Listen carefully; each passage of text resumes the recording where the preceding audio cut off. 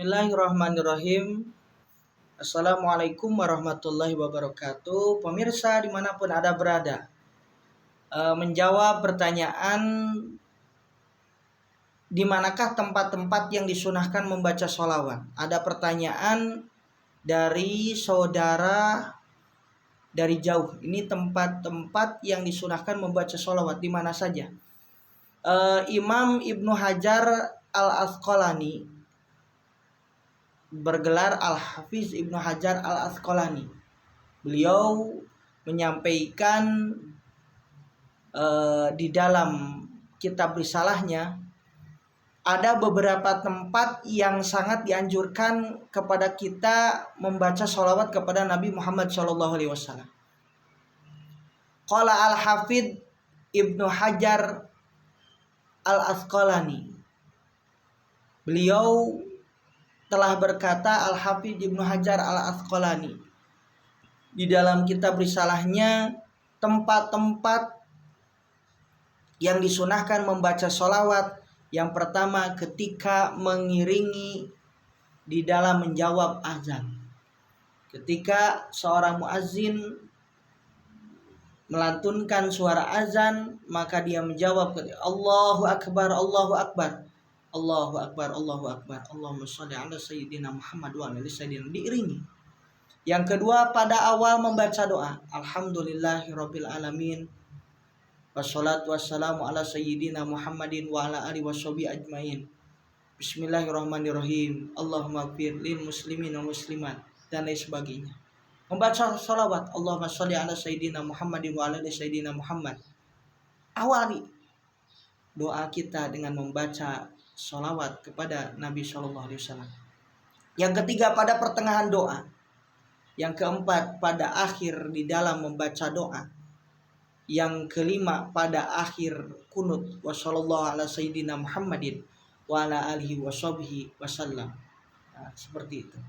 Wa sallallahu ala sayyidina Muhammadin wa ala alihi washabihi wa baraka wasallam. Ya, banyak doa setelah membaca kunut diakhiri dengan sholawat. Kemudian pertengahan baca takbir hari raya. Ketika membaca takbir hari raya diakhiri dengan membaca sholawat kepada Nabi SAW. Yang ketujuh, ketika masuk masjid.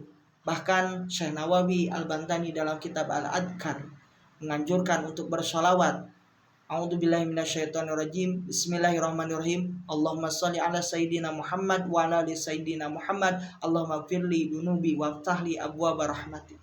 Itu sangat dianjurkan. Bahkan kebalikannya, pulangnya pun sama. Ketika kita keluar masjid juga sama membaca doa itu. Syekh Nawawi telah mengajarkan Bismillahirrahmanirrahim. Allahumma shalli ala sayyidina Muhammad wa ala ali sayyidina Muhammad. Allahumma inni as'aluka min fadli. Baca sholawat hendak masuk ke dalam masjid dan keluar, itu menjadi salah satu anjuran dari para alim ulama. Yang kesembilan, yang ketujuh ketika masuk masjid, yang kedelapan ketika keluar masjid, yang kesembilan ketika berkumpul dengan saudara-saudara kita, dengan sanak famili kita, ketika berpisah, ketika musafir perantauan, ketika kembali daripada safar perjalanan, ketika bangun untuk sholat malam, ketika khatam Al-Quran, ketika sedang kesulitan, ketika sedang kesusahan, ketika mendapatkan hukuman atau mendapatkan sanksi, dan ketika membaca hadis, ketika menyampaikan ilmu, ketika berzikir, ketika lupa sesuatu, ketika pegang batu hajar, ya, pegang batu hajar aswad, ketika berdengung telinga, kita dianjurkan membaca sholawat. Maka para ulama tidak melepaskan ketika dia tidak ingat kepada sesuatu, dia bersolawat Allahumma sholli ala sayyidina Muhammad.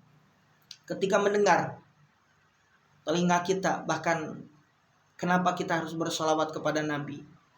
Ketika kita mendengar dengungan telinga kita, maka di dalam kitab dikatakan bahwa seseorang di alam ruhnya itu sedang seseorang ini sedang dibicarakan oleh Rasulullah SAW, sehingga dia bersolawat kepada Rasulullah SAW.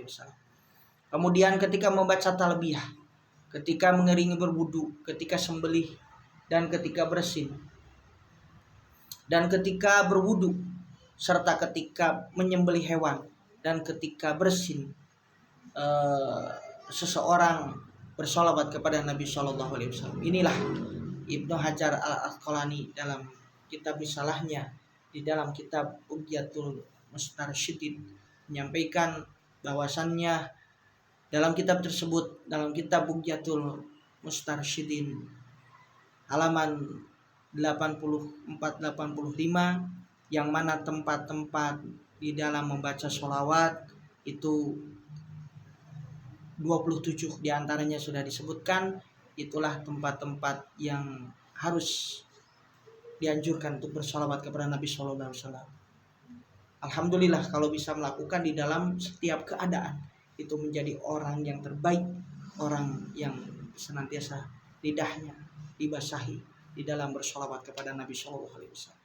Bahkan kalau kita mencintai Rasulullah Shallallahu Alaihi Wasallam, tanamkan dalam hati, saya mewajibkan kepada diri saya sendiri untuk tidak meninggalkan sholawat minimal sekian ratus, minimal sekian ribu, minimal sekian puluh, minimal sekian belas, untuk mewajibkan diri saya bersolawat satu hari kepada Rasulullah SAW, tidak luput tiap harinya di dalam bersolawat.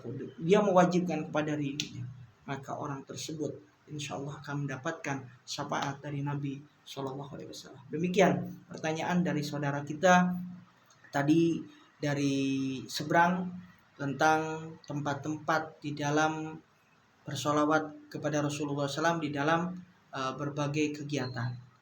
Demikian, wallahu muwaffiq ila aqwamit thoriq, wabillahi taufiq wal hidayah. Assalamualaikum warahmatullahi wabarakatuh.